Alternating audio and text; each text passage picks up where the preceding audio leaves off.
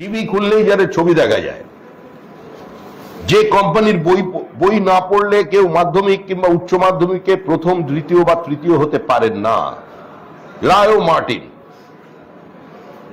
বিদ্যাসাগরের পরেই যদি প্রতিভাধর কোনো সংস্থা জন্মে থাকে, বর্ণ পরিচয়ের কাছাকাছি প্রায় মর্যাদা চলে গেছে বিজ্ঞাপনের কারণে। ইনি লিখছেন অষ্টম শ্রেণীর ইতিহাস বই, দেখুন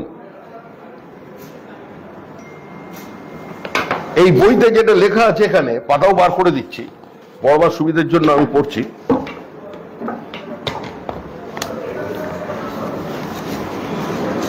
লায়ো মার্টিনের অষ্টম শ্রেণীর ইতিহাস বিচিত্রাতে রয়েছে সাম্প্রদায়িক থেকে দেশভাগ চ্যাপ্টার, একটা সাম্প্রদায়িকতা থেকে দেশভাগ চ্যাপ্টার।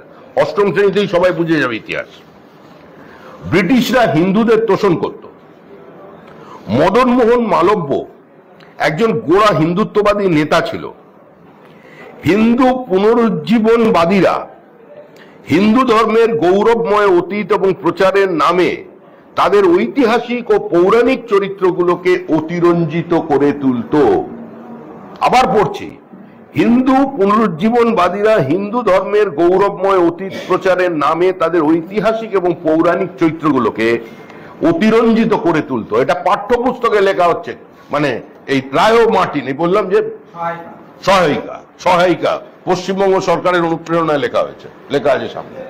লেখক আবার কে? ডক্টর শ্যামল মন্ডল, ডক্টর মোহাম্মদ শফিউল হক। আমার বাংলাদেশের লোকজন হবে, কারণ বাংলাদেশের ছোঁয়া পাওয়া যাচ্ছে এখানে।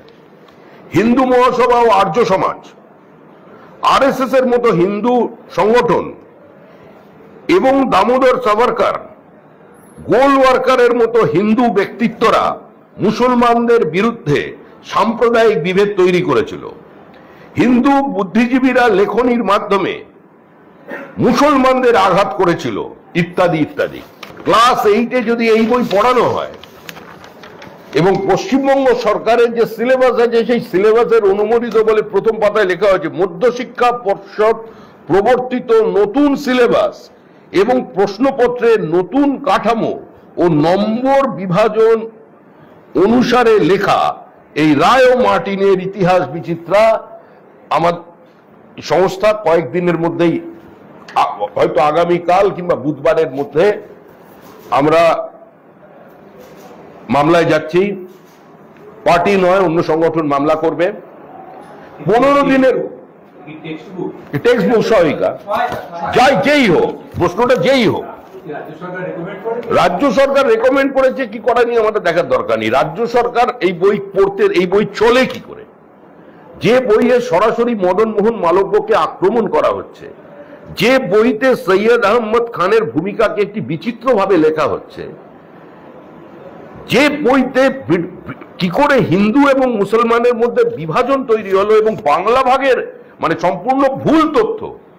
স্যার সৈয়দ আহমদ খান তিনি ইংরেজি শিক্ষা এবং আধুনিক শিক্ষা মুসলমানদের ছড়ানোর জন্য প্রথমে চেষ্টা করেন, পরে তিনি দ্বিজাতি তত্ত্বের কথা বলেন। জিন্না প্রথমে দ্বিজাতি তত্ত্বর কথা প্রথমে জিন্না তো আনেননি, কিন্তু তার বক্তব্য থেকে বিভিন্ন সময় এটা চলেছে। এটা ইতিহাস। এটা ক্লাস 8-এ পড়াশোনার কোনো প্রয়োজন আছে বলে তো মনে হয় না, কিন্তু লিখলেন। কিন্তু লিখে সরাসরি এ ধরনের সংগঠনকে, আর্য সমাজের মতো সংগঠনকে আক্রমণ করছেন। গোলওয়ার্কারের কোন লেখায় আরএসএস কোথায় কবে মুসলমানদের বিরুদ্ধে বিদ্বেষ ছড়িয়েছে? সংঘের প্রার্থনায় কোথায় বিদ্বেষ আছে? হিন্দুত্ব কোনো বাদ নয়। হিন্দুত্ববাদী যারা লেখেন, হিন্দুত্ব কোনো বাদ নয়, এটা কোনো ইজম নয়, it's a way of life. এটা তো এর যে সুপ্রিম কোর্টের ব্যাখ্যা, এটা তো মহামান্য সুপ্রিম কোর্টও যেভাবে ব্যাখ্যা করেছেন এবং সেটা গ্রহণযোগ্য ব্যাখ্যা। এবং আমরা যারা এই মতাদর্শে বিশ্বাস করি, আমরা যারা এই দীর্ঘদিনের সনাতনী বহমানতায় বিশ্বাস করি, তো এখানে তো বহুত্ববাদ তো এই সমাজের মধ্যে আছে। রাজ্য সরকার তো শব্দ বদল করেছে। রাজ্য সরকার তো এটাই চায়, রাজ্য সরকার এটা চায়। আমি রাজ্য সরকারের কথা বলছি না। রাজ্য সরকার থাকতে এই বইটা থাকে কি করে? কোনো কন্ট্রোল নেই।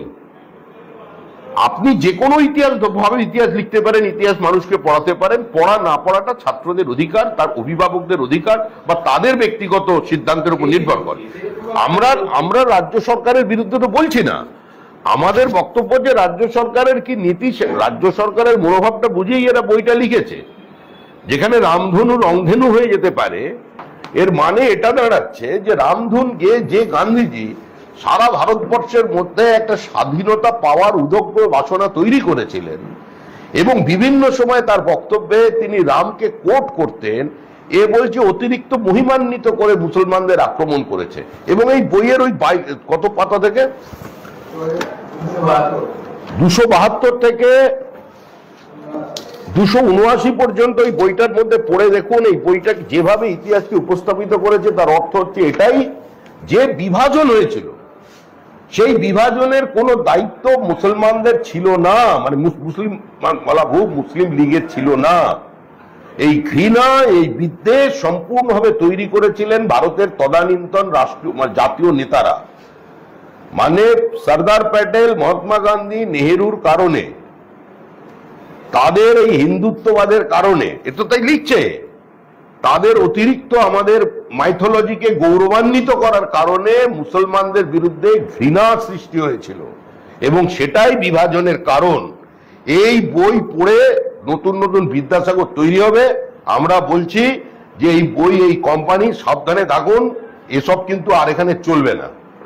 একটা সময় চলতো, সেদিন চলে গেছে, বামেরাও মুছে গেছে, কেউ বাঁচাবে না। এখন মানুষ যদি আবেগতাড়িত হয়ে যায়, এখন প্রবল প্রতিরোধ চারিদিকে চলছে, বাঙালি আবার জেগে উঠেছে, হিন্দু বাঙালির ঘুম ভেঙেছে। ফলে কোথায় কি হয়ে যাবে, কোথায় ভাঙচুর হবে আমাদের জানা নেই। 15 দিনের মধ্যে এটাকে প্রত্যাহার করতে হবে। আমরা দলের পক্ষ থেকে এটা বলছি যে যাদের সম্পর্কে বলেছেন তারা আইনানুগ যা ব্যবস্থা নেবেন।